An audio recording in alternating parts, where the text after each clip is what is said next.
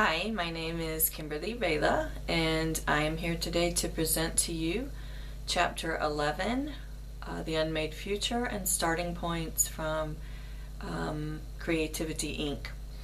I really loved this chapter and found it to be particularly interesting. So, the chapter takes a look at the way creative people, directors, screenwriters, producers, how do they think and how do they create? We're also going to take a look at how creativity means traveling on paths that have not yet been explored, and we're going to take a look at mental models. How do the creative types, how do they create these models in their heads, and why are these models important that help them shape the unmade future?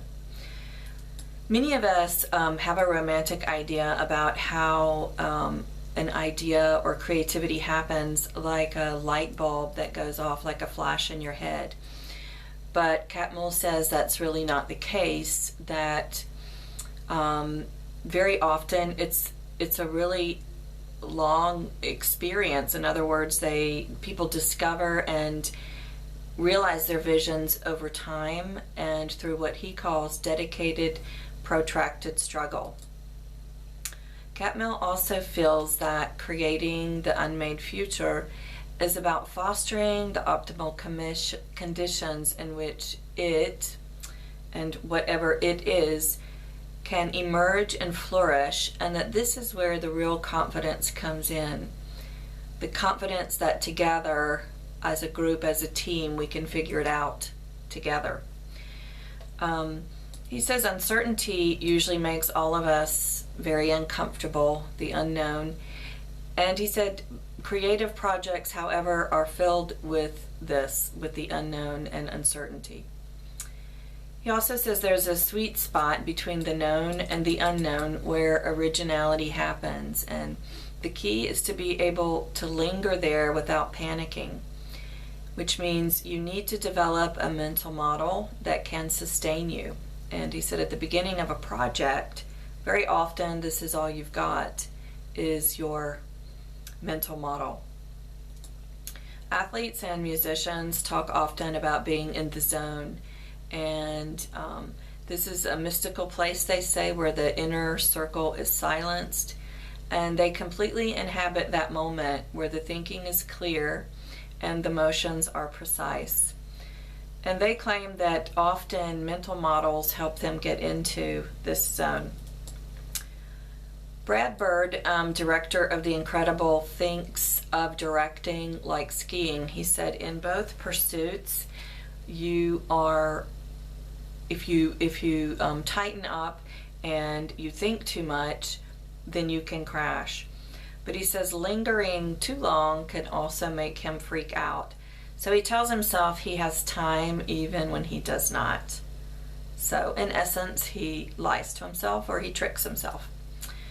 George Lucas, producer and director, likes to think of his company and his projects like being on a wagon train headed out west in the 1800s, and that the passengers are all together with hope, and they're all in pursuit of this dream together, and they are unwavering in their pursuit of getting out west to the destination. Byron Howard, director of Disney, says he tries really hard not to overthink, that overthinking sometimes can ruin the best work. He said the best work is happening when you're zipping through a scene, just zipping around with your storyboards, flowing with and connecting to the scene. Andrew Stanton, director and screenwriter, says you have to hurry up and fail, which I think is also really interesting. He says leadership is about making your best guess and then hurrying up so that if it's wrong, you still have time to change the course. But you must be decisive. Pete Docter, director and producer, says directing is like a tunnel, that there's a scary point in the middle and you can only see dark and you can't see the light at the end of the tunnels any longer. And he said that because your rational mind, though, knows that there is two ends to this tunnel, it can keep your emotional mind in check when the pitch blackness descends into the confusing middle. When making A Bug's Life, Bob Peterson said that he saw making the movie as being comparable to an archaeological dig. That the idea is, as you progress, your project is revealing itself to you through the progression. He says you are digging away, but you don't know what dinosaur or what bones you're actually digging for. But Catmull warns of the pitfalls of the dig model, because he said working on a movie, you're not really trying to uncover existing things that had the bad luck to get buried. He said, but making movies is about creating something brand new. And he said, don't be tempted to use every single thing you find, because all the bones that you unearth may not belong to the skeleton that you're actually putting together. Michael Arndt, who wrote Toy Story, compares writing to climbing a mountain blindfolded. He said the trick is, first you have to find the mountain. Then once you have found it, you must feel your way letting the mountain reveal itself to you. And he said this doesn't always mean that you're just descending. It means you may be forced back down in a crevice and then have to crawl your way back up again. But once again, Catmull argues that this model, because again it implies that artists are finding ideas and are finding the piece of art that's hidden from sight. And he said that that contradicts one of his central beliefs, in that the future is unmade and we have to create it, not find it. He said the goal of creative people is to build their own mountain from scratch from the very beginning. Catmull also says people often try and overcome fear, which comes from the need to make the non-existent come into being, by simply repeating what has worked in the past, using your past ideas. And he says this leads to the opposite of originality. The trick is to use your skills and knowledge, and not to duplicate, but to really invent. There are many models that creative types keep in their head, but the one common theme is the search for that unseen destination. Directors summon their creative vision. Writers must impose structure and make a story sing. But producers have a logistical job. They need to keep projects on track. They need to keep things real. They have to make sure that they stay within budget. So their mental models may differ from the others, the directors or the screenwriters.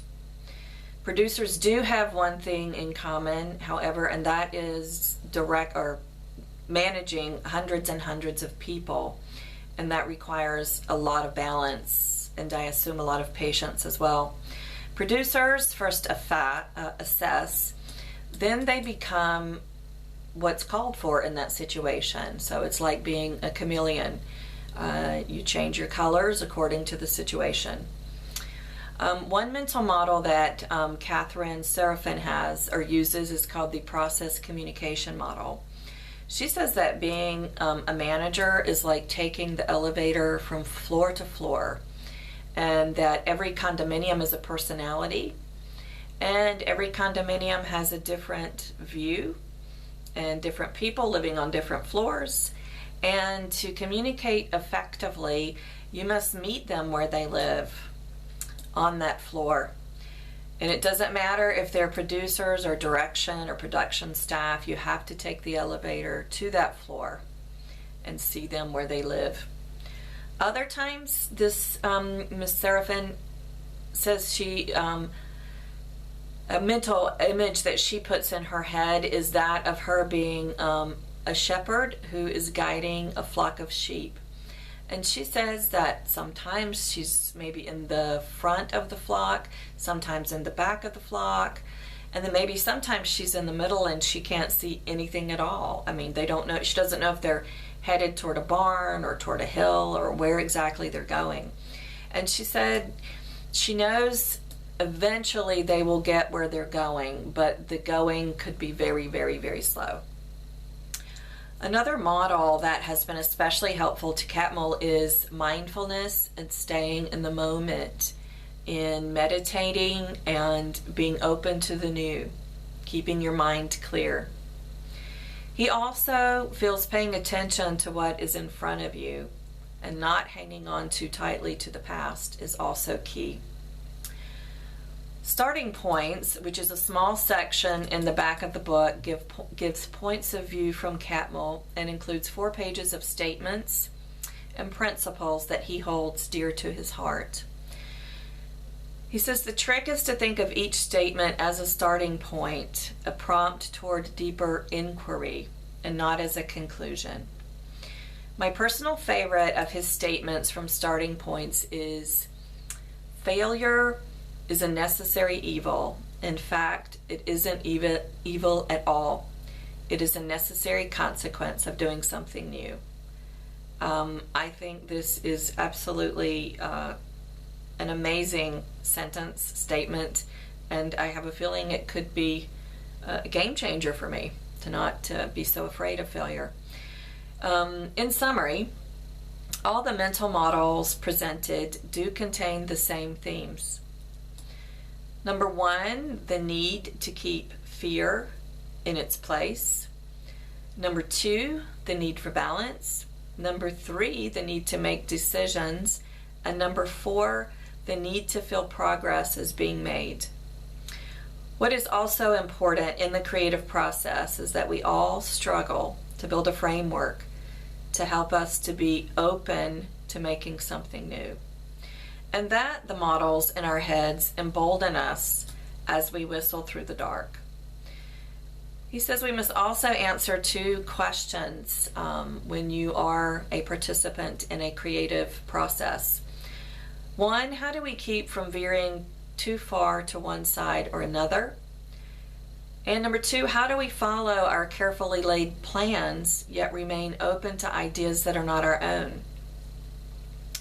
Lastly, a closing remark from Catmull, which I very much appreciated. Pixar is often seen as a finely tuned locomotive many would like to drive because that is seen as the power position.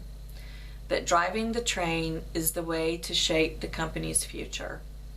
However, he says the truth is that that is not the truth. And the truth is the real job is laying the track. I love that as well. Okay, now the question I would like for you to answer is this. When you have been involved in a creative project in the past, whether it be for university or for a job, did you use any type of a mental model? If so, what was that? And if you have never used a mental model, would you consider trying to use one in the future for a creative project? Okay, thank you, and I look forward to your answers.